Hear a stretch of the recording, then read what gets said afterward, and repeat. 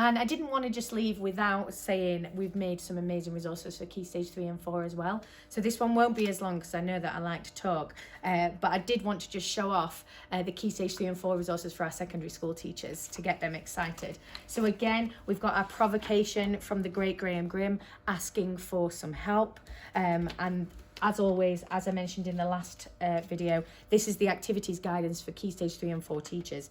Everything you need is in here, so I would recommend reading this first before you jump in and do these amazing activities with your pupils and students. It's also worth saying that we've also added a showcase card as well for if you wanted to do a celebration event culminating, you know, all the amazing work that your young people will have done.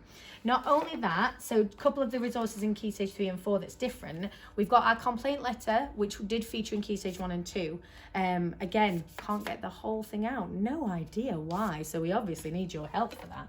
But also we've got Graham's journal. Now, Graham wrote a really, really important journal entry on the 26th of February in 1148.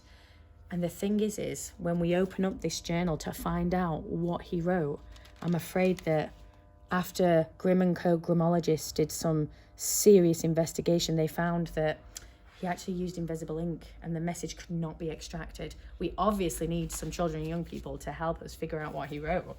And finally, we do have some potion making, and not potion making in terms of physically, but more in terms of metaphorically, in terms of looking at well-being actually for Key Stage 3 and particularly Key Stage 4 young people. And that's for them to create their own potion. We've got one of our Grimm Co potion labels right here.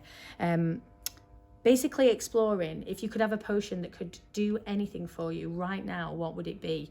We're aware of the fact that this is a very challenging and stressful time for our Key Stage 4 students as they embark on their GCSE exams, and we want them to feel like they're a little bit looked after in our pack as well.